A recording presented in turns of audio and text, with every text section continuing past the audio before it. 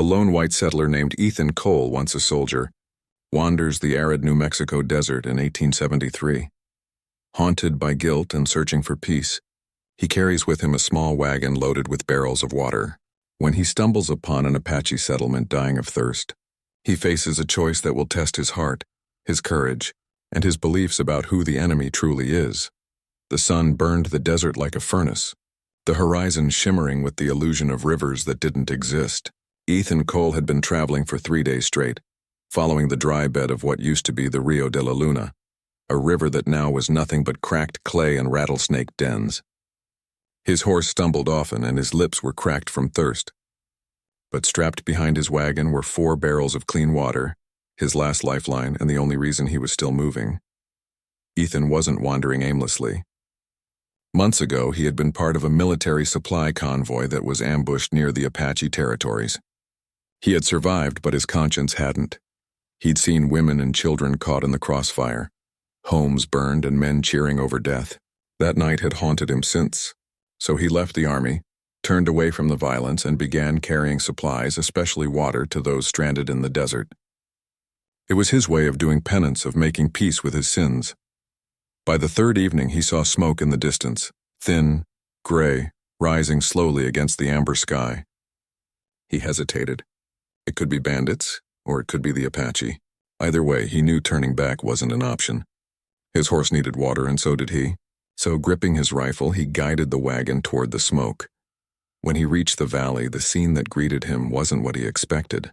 There were no warriors with rifles or painted faces waiting in ambush. Instead, he found a dying village. Men too weak to stand, women clutching empty gourds, children whose lips were parched and eyes sunken. The drought had hit this land harder than most. The river had dried, the wells gone empty, and their hunters couldn't find game because even the animals had fled north. At the center of the camp stood an old man, his gray hair tied in a single braid, his body wrapped in a tattered blanket, his eyes dark as the desert stones fixed on Ethan with a mixture of suspicion and sorrow. Beside him stood a young woman, perhaps 19, with long black hair and a steady, unafraid gaze. She was barefoot, her dress woven from soft deerskin, her hands carrying a bowl made of clay. Ethan dismounted slowly, raising his hands to show he meant no harm. "I come with water," he said, his voice rough from dust, "for anyone who needs it." The young woman's eyes flickered toward the barrels, then to her father. The old man said something in Apache, a deep rhythmic sound that Ethan couldn't understand. A few warriors appeared from the shadows, weak but still proud, bows at their sides. One of them touched Ethan's sleeve, then the wagon, as if to confirm it was real. When Ethan pried open the first barrel and poured the cool water into the clay bowl, the crowd pressed forward. The young woman knelt beside the bowl, filling smaller vessels and passing them out, her movements quick and graceful. The people drank, some crying, some laughing weakly. For the first time in weeks, life returned to their faces. The old man watched in silence until the last child had sipped. Then he stepped closer to Ethan, resting a trembling hand on his shoulder. His voice when he spoke was low but steady.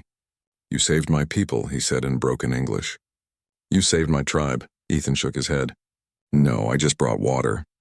But the old man didn't seem to hear him. He turned to the young woman and said something in Apache.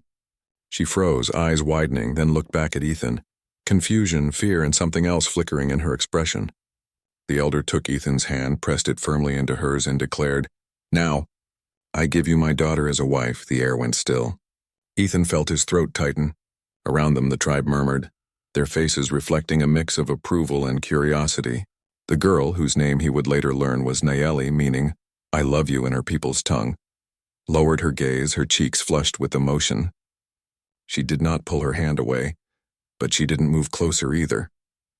She simply stood, waiting. Ethan tried to protest. "No, I didn't come for that," he stammered. "You don't owe me anything." But the elder shook his head. "You saved us when others would let us die. The Great Spirit sees this. You are part of us now." Ethan wanted to refuse. He didn't belong here, not among them, not after what he had been. Yet as he looked around, the starving children now smiling, the mothers giving thanks, the old men whispering blessings, he realized something. These people didn't see him as a soldier or a trespasser. They saw him as a savior, and for the first time in years that word didn't make him flinch. That night they made a small fire in the center of the camp. Food was scarce, but they shared roasted corn and dried meat with him. Nayeli sat beside her father, her dark eyes occasionally glancing at Ethan, though she said nothing. When he offered her a piece of bread from his satchel, she accepted it with a shy nod. The elder spoke to the tribe, his voice carrying like wind through the canyon. Though Ethan didn't understand the words, he felt their weight, the gratitude, the blessing, the promise of something sacred. Later, as the stars spread across the desert sky, Ethan stood at the edge of the camp looking out toward the horizon. He didn't know what tomorrow would bring, whether he'd leave at dawn or stay a while longer, but one thing was certain. His life had just changed in a way he could never have imagined. Behind him, Nayeli approached silently, carrying a small clay cup filled with water. "For you," she said softly in halting English. "You give us water. Now I give you back." Their fingers brushed as he took it. The contact was brief, but it was enough. The desert wind shifted, cool and gentle. Somewhere in the distance, a coyote howled under the moon. And for the first time since the war, Ethan felt peace. Not because he had found forgiveness, but because he had found purpose. And perhaps without realizing it yet, he had also found love. After the Apache elder offers his daughter Nayeli to Ethan, he struggles with the reality of what has happened. Nayeli is not a silent participant. She has her own thoughts, fears, and dreams. The story focuses on the beginnings of their relationship, the clash of cultures, and the challenges of trust, honor, and understanding in the harsh desert environment. The morning after the water-saving incident, the desert was quiet but alive with subtle movement. The rustle of dry grasses, the chirping of distant birds, and the soft murmur of the Apache tribe preparing for the day.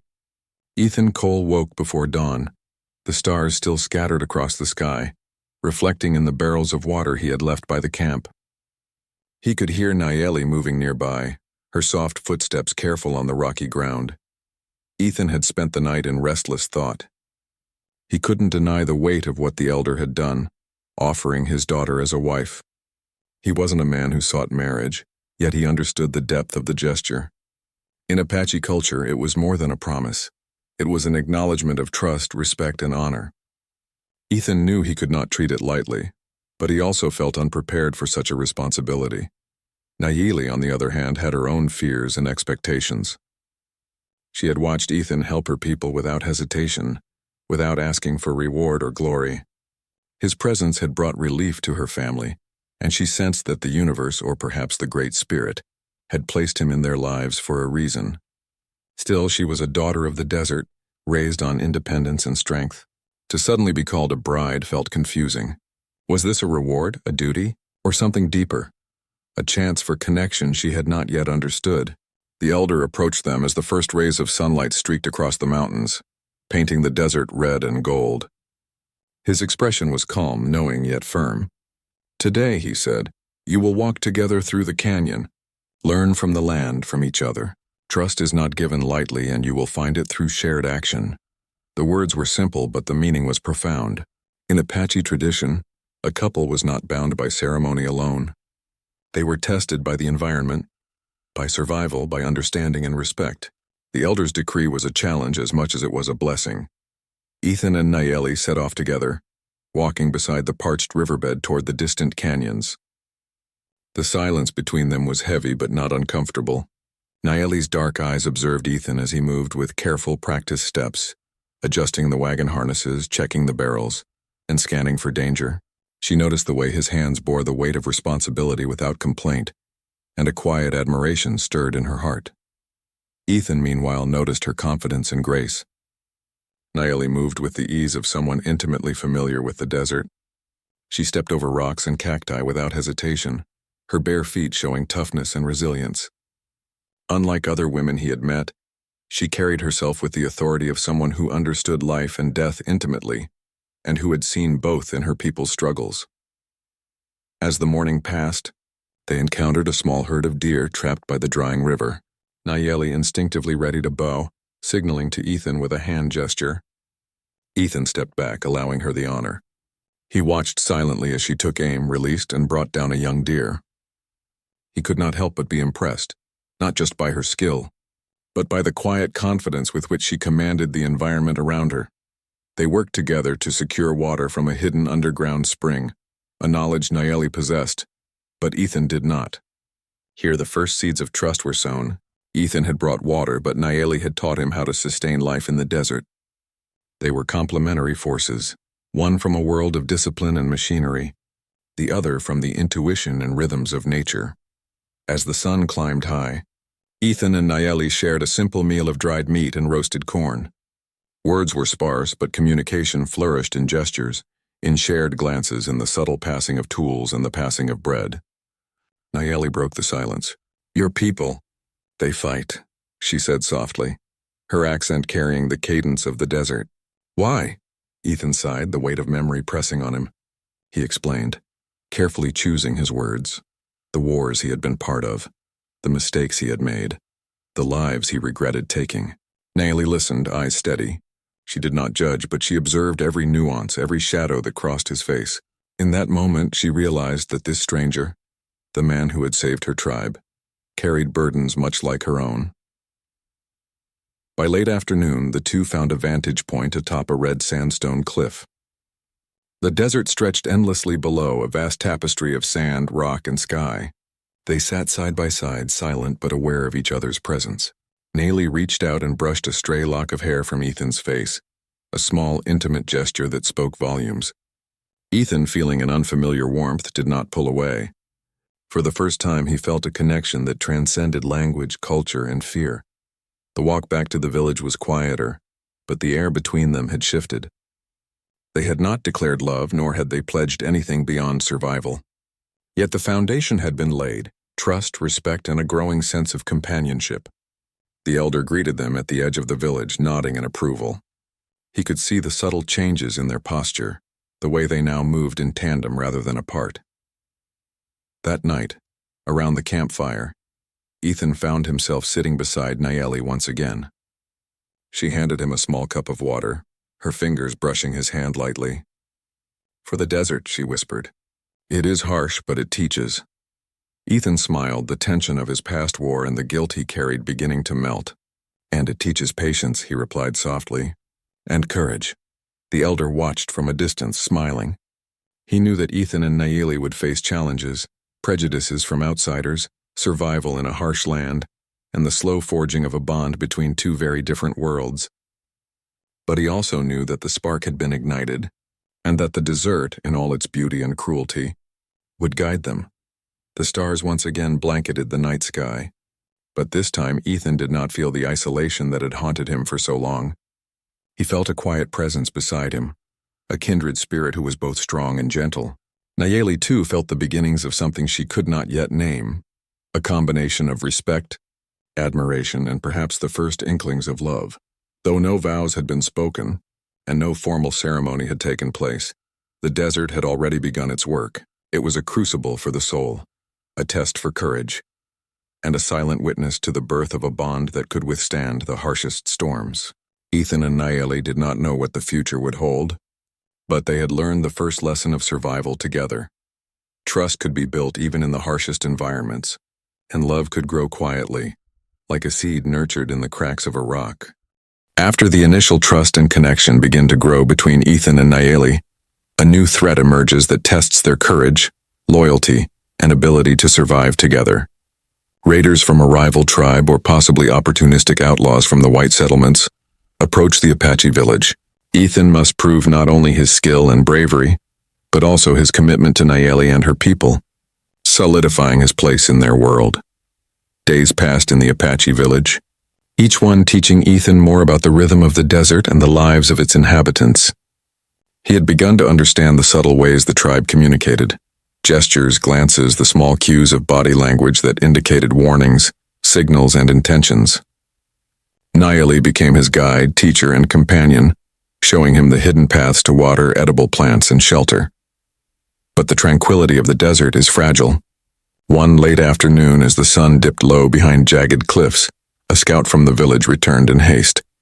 Dust and fear marked his face as he approached the elder, gesturing frantically. Ethan, observing from nearby, could feel the tension ripple through the camp. The elder's calm demeanor remained, but his eyes hardened with the knowledge of imminent danger.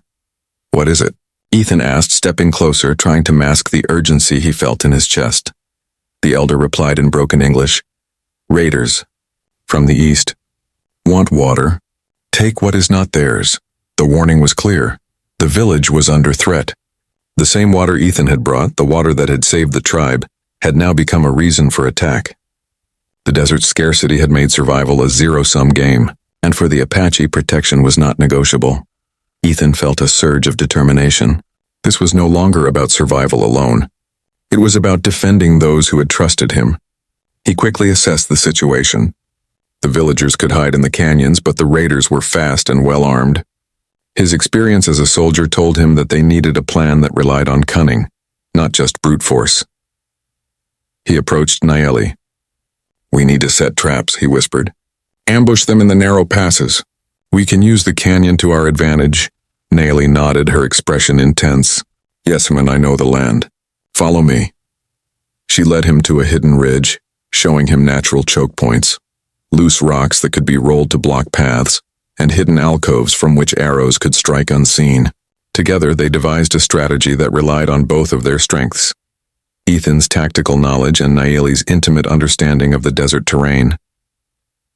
As night fell, the raiders approached, their silhouettes casting long shadows under the silver moonlight. The wind carried the scent of danger, smoke from fires, the jingle of weapons, the faint voices of men who saw the desert as a resource to take rather than a sacred home to respect. Ethan and Nayeli crouched in the shadows, hearts pounding, hands brushing as they exchanged final signals. The attack began just as the first stars appeared. A small group of raiders advanced into the canyon, expecting an easy target. They were met instead with hidden arrows striking from the cliffs above, and rocks tumbling to block their path. Ethan's calculated maneuvers, flanking positions, misleading tracks, and coordinated distractions turned the tide. Nayeli's skill with the bow was unmatched. Each arrow she released was precise, deliberate, and effective. Together they became a force that even the raiders could not anticipate. The battle was tense and brief. The raiders, realizing they were outmatched and disoriented by the desert's harsh terrain, retreated into the night, leaving the village untouched. Ethan and Nayeli emerged from the shadows, faces illuminated by the glow of the village fires, hearts racing from adrenaline and relief. The elder approached, a faint smile tugging at the corners of his mouth. "You have proven courage," he said, "not just in saving water, but in protecting life. You belong to this land now, and to my daughter." Ethan, breathing heavily, finally allowed himself to meet Nayeli's eyes fully. In that moment, words were unnecessary. The bond forged through shared survival, mutual respect, and courage was undeniable. Nayeli's dark eyes, glimmering with admiration and something deeper, reflected his own feelings: fear, relief, and an unspoken love beginning to grow. After the raiders fled, the village held a small ceremony of thanks to the Great Spirit. Fires burned bright, drums echoed through the canyon, and the tribe danced to celebrate survival. Ethan felt a sense of belonging he had not known since childhood. The people who had been strangers were now family. Nayeli stayed close to him, guiding him through the rituals, explaining their significance, and gently showing him how to participate. That night after the celebration, Ethan and Nayeli walked to the edge of the canyon together. The desert stretched endlessly, bathed in moonlight. Silence hung between them, but it was a comfortable silence, a shared understanding born from danger and triumph. Nayeli broke it first. "You were brave," she said softly, her voice almost lost in the whisper of the wind. "Not all men would risk themselves for us." Ethan shrugged, attempting humility, but the smile tugging at his lips betrayed his pride. "I did it because it was right, because I couldn't leave you all to die." Nayeli stepped closer, her fingers brushing his hand. "And because of that, I trust you, not just today but always." The moment was simple yet monumental. It marked the turning point where trust became intimacy, and partnership became potential love. Both understood that the road ahead would be challenging. The desert was unforgiving. Outsiders were dangerous, and cultural differences would test their bond. But for the first time, they faced the future not as strangers or protector and protected, but as equals walking side by side. As dawn approached, Ethan and Nayeli returned to the village. The elder nodded approvingly. "The desert tests all," he said, his voice gentle but firm. Those who survive together, who protect and respect each other, they endure. You have passed the first trial. For Ethan, the trial was more than physical. It was a test of heart, character, and belonging. He had faced danger, protected the innocent, and stood by a woman he respected and admired. And in the process, he had begun to understand that love is not just a sentiment. It is an action, a commitment forged in the fires of adversity. Nayeli, too, had grown. She had seen Ethan's courage, his skill, and his loyalty.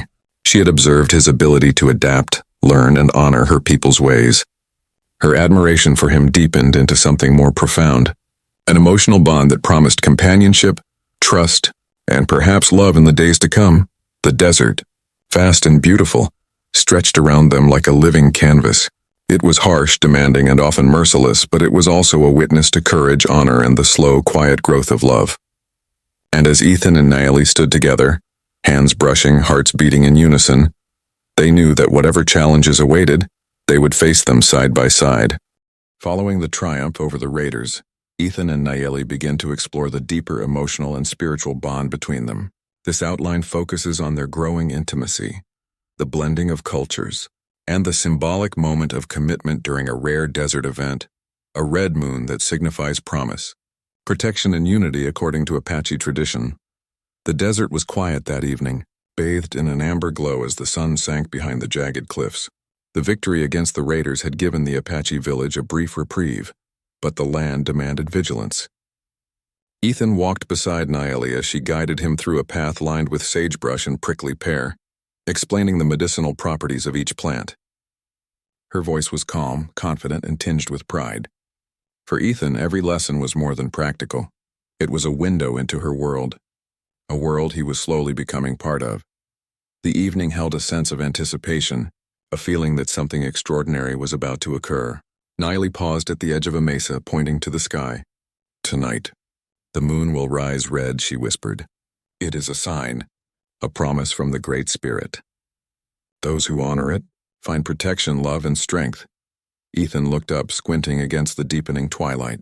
The moon had begun its ascent, pale at first, then gradually adopting a soft crimson hue, like molten copper glowing against the night sky. The Apache tradition surrounding the red moon was sacred. Nayeli explained that it was a time to honor one's commitments and make promises that would endure. As they sat on the edge of the mesa, the desert stretching endlessly beneath them, Ethan felt a weight in his chest, an emotional gravity that had been absent since he left his old life behind. He had faced death, witnessed suffering, and carried guilt for actions he could never undo. Yet here, under the red moon, with Nayeli beside him, he felt a rare sense of clarity. Nayeli looked at him, her dark eyes reflecting the crimson glow above. "The elders believe," she said softly, "that promises made under the red moon are protected. The Great Spirit watches and blesses those who honor their word." She paused, her hand brushing lightly against his. "Do you promise to protect my people? And me?" Ethan's breath caught. It was more than a vow of safety. It was an acknowledgement of belonging, of commitment to a life he had never envisioned for himself. "I promise," he said, his voice steady despite the emotion swelling within him. "I will protect you, your people, and I will honor this bond as long as I live." The moment was sacred. Nayeli leaned closer, resting her head briefly on his shoulder. Ethan, feeling an unfamiliar tenderness, wrapped his arm around her, holding her gently. They did not need words to communicate what was happening between them. The desert, the red moon, and their shared trials had already spoken volumes. After a time, Nayeli rose and led Ethan to a circle of stones, each marked with symbols representing her family's lineage and the spirits that guided them. She knelt and Ethan followed, mirroring her movements. Together they arranged small offerings, dried herbs, water from the barrel Ethan had brought, and small trinkets from their respective lives. The ritual was not only a celebration of their union, but also a blending of cultures. Ethan contributing the skills and knowledge of the settler world, Nayeli offering the spiritual and ancestral wisdom of her people. As they finished, the red moon hung high above, casting a surreal glow across the desert. The moment felt eternal. Ethan looked at Nayeli, noticing the way her eyes shone with courage, curiosity, and an emerging love that mirrored his own. He realized that he had been searching for redemption in the desert, but what he had found was something deeper: connection, partnership, and the beginnings of a true bond. They returned to the village quietly, hand in hand, the moonlight guiding their path. Along the way, Nayeli spoke softly about her hopes for the future, dreams of prosperity for her people, respect for the land, and the chance to teach Ethan more about her culture. Ethan listened intently, fascinated not only by her words but by the care and intelligence with which she spoke.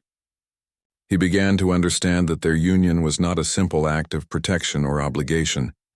It was the merging of two strong, complementary spirits. Back at the village, the elder greeted them at the entrance, his expression calm but approving. "The red moon shines on those who honor promises," he said. "You have made your vows, and the Great Spirit will guide your path." That night, Ethan and Nayeli sat beside the fire, sharing stories of their pasts. Ethan spoke of his childhood in the distant East, of his mistakes in the army and the guilt he had carried for years. Nayeli shared her experiences growing up in the desert, learning the ways of her people and the responsibilities she bore as the elder's daughter. They discovered common ground, the weight of expectation, the fear of failure, and the desire to find a place in the world where they truly belonged. As the hours passed, their hands intertwined, fingers laced naturally, a physical expression of their growing trust and affection. Ethan realized that love was not a sudden, overwhelming fire but a steady flame, nurtured by shared experiences, mutual respect, and acts of courage. Nayeli, too, felt her heart open to the possibility of life with Ethan, not because it had been offered to her, but because she had chosen to share it. The red moon above seemed to watch over them, casting its gentle glow across the desert and the village. It was a silent witness to their commitment, a symbol of protection and blessing. In that moment, the harshness of the desert faded, replaced by the warmth of connection and the promise of a future forged together. By dawn, the desert was transformed. The red moon had receded, leaving a sky filled with the soft light of early morning. Ethan and Nayeli stood together looking toward the horizon, knowing that the desert would continue to test them, but confident that together they could endure. Their bond had been solidified not by ceremony alone but by shared trials, respect, and the sacred promise made beneath the red moon. The story reaches its emotional and narrative climax. Ethan and Nayeli face the final challenges of blending their worlds, proving their bond to the tribe and themselves. They unite the Apache people with the settlers' resourcefulness, overcome lingering threats, and embrace their roles as partners, both in love and in life. The desert, once harsh and unforgiving, now symbolizes hope, unity, and a shared future. The desert at sunrise was a tapestry of gold and rose, the cliffs and mesas glowing as if lit from within. Ethan Cole stood beside Nayeli on a ridge overlooking the village. The air was crisp, carrying the faint scent of sage and the distant murmur of the stream that had slowly returned thanks to a hidden spring Nayeli had guided him to. Life had returned in subtle ways. Children laughed while chasing a goat, women prepared breakfast, and the elders consulted quietly, their expressions thoughtful but content. Since the red moon, Ethan and Nayeli had become inseparable. Their bond solidified not just by the vow they shared but by the trials they endured. Word of their courage against the raiders had spread, earning Ethan the respect of the Apache tribe not only as an ally but as a protector. Nayeli walked with confidence beside him, her presence radiant and grounded, the embodiment of the desert's strength and beauty. The elder approached with solemnity, his eyes reflecting the rising sun. "There is one final test," he said. "To truly unite our people, we must show the world that our bond is not just between two hearts but between two worlds. You must lead together, guide the tribe, teach them to thrive, and bring harmony between the old ways and new ways." Ethan nodded, understanding that the desert demanded more than survival. It demanded leadership, respect for tradition, and vision. He had lived as a wanderer, solitary and burdened by guilt, but now he faced a responsibility that gave his life meaning. Nayeli placed her hand in his, her dark eyes steady, conveying unwavering support. The day's work began immediately. Together, they organized the villagers to repair and expand the irrigation channels that had dried during the long drought. Ethan used knowledge he had gained from settlers' techniques, reinforcing stone embankments and creating small reservoirs, while Nayeli instructed the people on the natural ways to preserve moisture and identify edible plants. The partnership was seamless.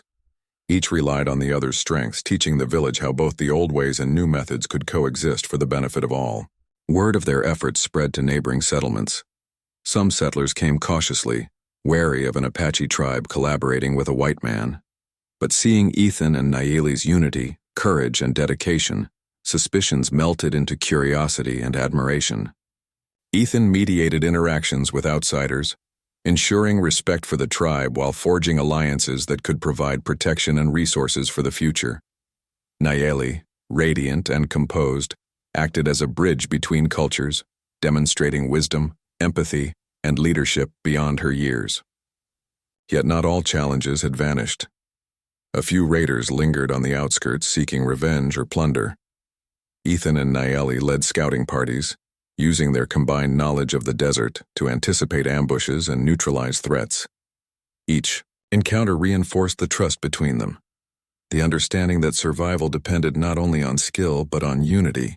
The Apache people, seeing their daughter and this brave outsider stand together, felt pride and renewed strength. As weeks turned into months, the village flourished.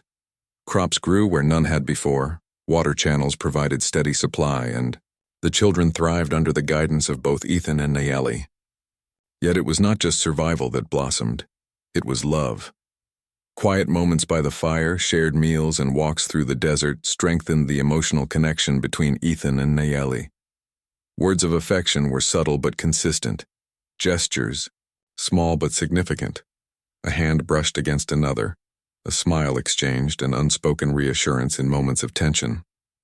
One evening, as the sun dipped low and the canyon shadows stretched across the land, Ethan and Nayeli stood together at the edge of a cliff.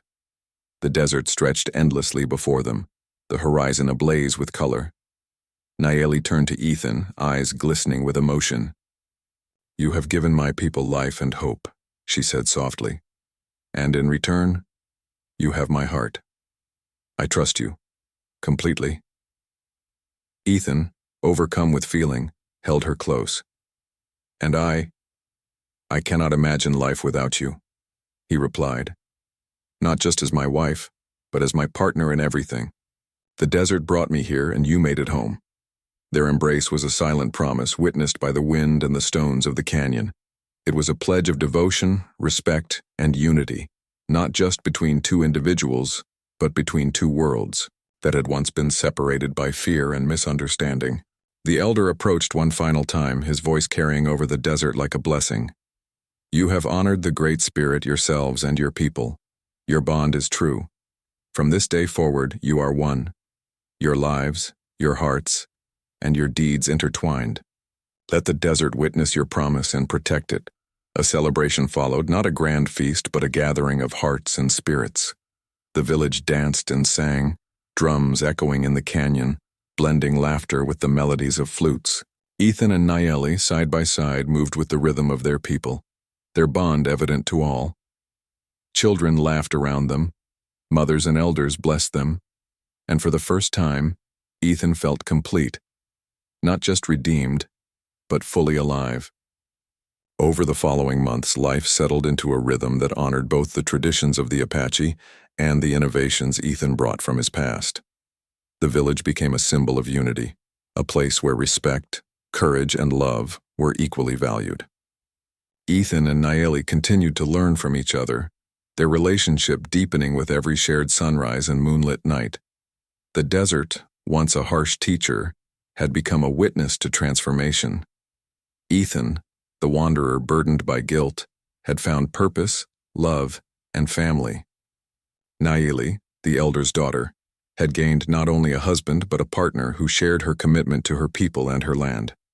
Together they had forged a new dawn, one where two worlds could coexist, flourish, and thrive, bound by trust, courage, and love. As the sun rose over the canyon one morning, painting the desert in shades of gold and crimson, Ethan and Nayeli stood hand in hand. The air was filled with the quiet hum of life, children playing, the wind through the sage, the distant call of birds returning to their nests. The world was vast, sometimes unforgiving, but in that moment it felt full of possibility. And for Ethan and Nayeli, the desert had become more than home. It was a testament to survival, to courage, and to the enduring power of love. Together, they had not only saved a tribe, they had discovered a life worth living, a love worth protecting, and a future where two worlds could rise as one.